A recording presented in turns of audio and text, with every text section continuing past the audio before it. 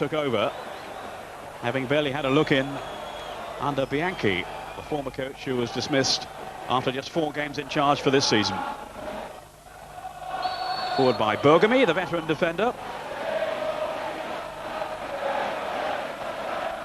Fiorentina 4th in Serie A, Inter in 9th place. Milan, of course, the leaders, along with Parma on 21, Lazio on 19, Fiorentina on 18, Juve and Napoli on 17. They're the top clubs at the moment in Serie A. The big game, of course, is this evening, Parma against Juventus, and you can see highlights of that in Mezzanotte on Tuesday night.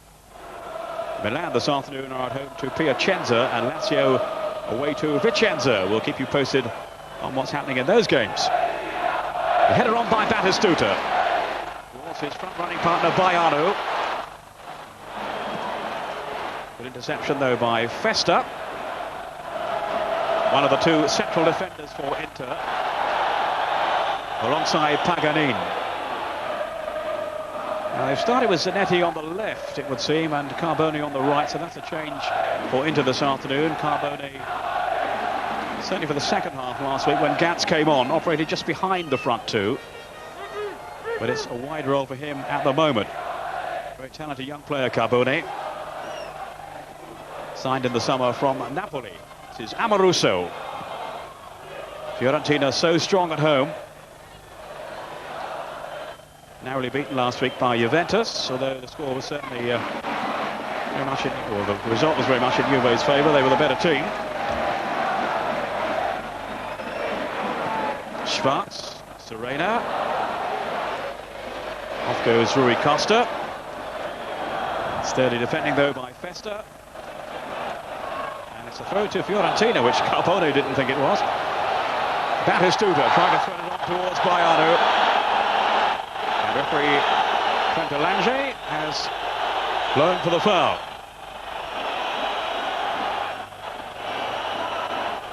Down goes Batistuta, and it was Ince who was biting into the tackle then. His form has certainly picked up since the arrival of Hodgson, Paul Ince. After all the stories that he may well be coming home with Arsenal, it would seem the favourites come the end of the season. For the moment, his only thoughts are on guiding his team further up the table.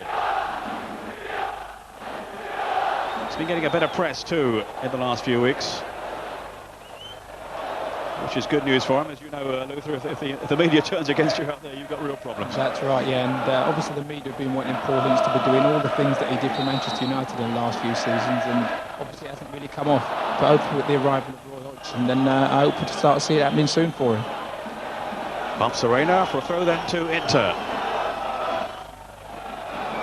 Roy Hodgson himself has been quick to assert himself in the Italian game, having been so successful, of course, as coach of the Swiss national team, who is guided through to the European Championship finals.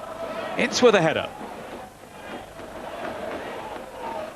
Here's Serena, the former Sampdoria player. Very much a utility man. He's already filled various roles for his new club, having switched his allegiance in the close season. Paralino, another new man with Fiorentina. Now he's having to chase back. Gats. Lovely little reverse pass into Roberto Carlos, who's very, very quick.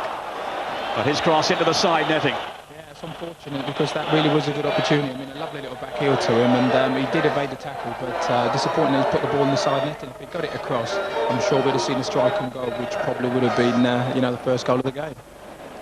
Had such an exciting start, of course, to his Inter career, Roberto Carlos. Scored their first 4 goals of the season, but he hasn't managed one for a few weeks now.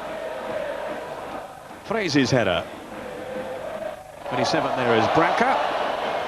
It's getting involved. Yeah, I think that's going to be quite a feature of it. I think with the new 4-4-2, we're going to see a lot more of Paul Ince getting stuck in and actually causing a few problems there in that midfield for the opposition. He's had a back problem during the week, Paul Ince, which had made him doubtful for the game. I think Carboni has maybe similar discomfort at the moment. But right until the last couple of hours or so, we weren't sure whether Ince was going to play. There's the foul by Serena on Carboni. Frese taking the free kick. And the shot from Gats. Toldo lost it. First to react was Marco Branca, who was hurt in the process as he collided there with Serena. Very, very quick off the mark, Branca. I think it might have been the goalkeeper that actually caught him a bit late. But, I mean, really, the goalkeeper really should have held this, shouldn't he? I mean, it didn't look that difficult a chance. And as he slid in for it, I think he just caught him there.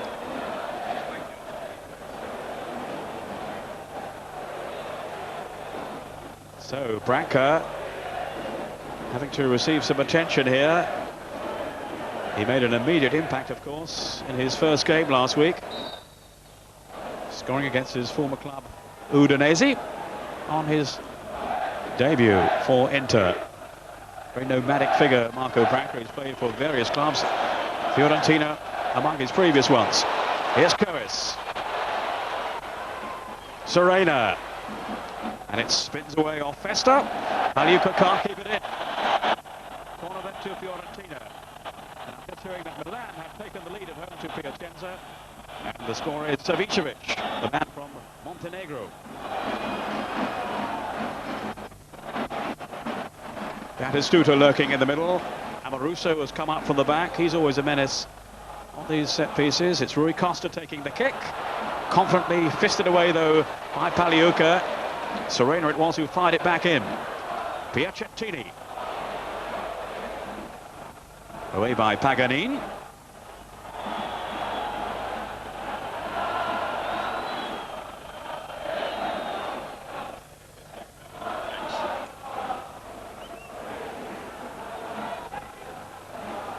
Rui Costa.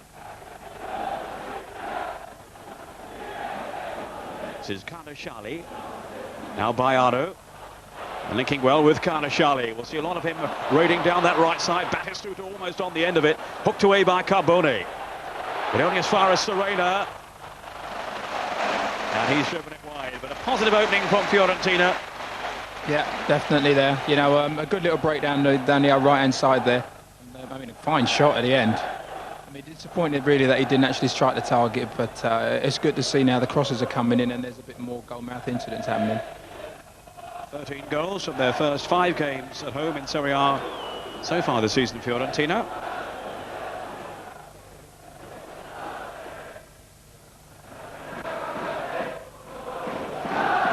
Serena.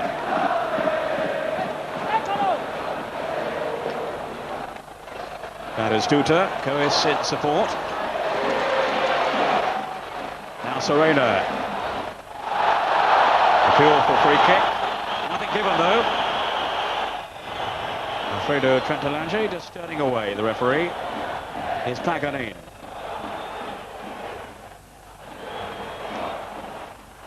Good tackle then by Schwartz. Bayardo's on his way. At least he was. And that will be a free kick this time. Bayardo sent tumbling to the ground. And it's going to be a yellow card for Paganin. In a dangerous position, this free kick, because I think now we'll see Stefan Schwartz here now. We all know how well he can strike the ball from his little period in England playing for Arsenal. So I should imagine he'll be lining this one up. Yes, Batistuta has walked away, so he's taking no interest in it. Amoruso is another man who can strike the ball somewhat venomously from distance, but this could well be within range for Stefan Schwartz. It's had a bit of a mixed start really since his move to Florence. Schwartz, he's been booked several times, sent off as well. He is such a volatile character, but as Arsenal fans will testify, an excellent footballer as well. Rui Costa hovering over the ball.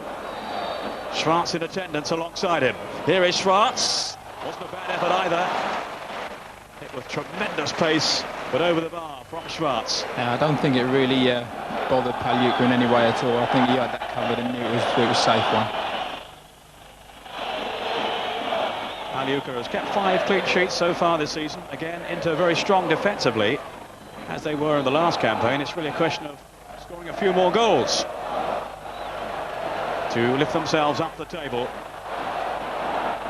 Here's Ince, or rather it was Roberto Carlos. Now Marco Branca.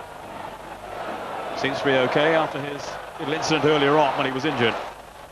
And plucked out of the air with consummate ease at Toldo. He's the tallest goalkeeper in Serie A at around 6'6".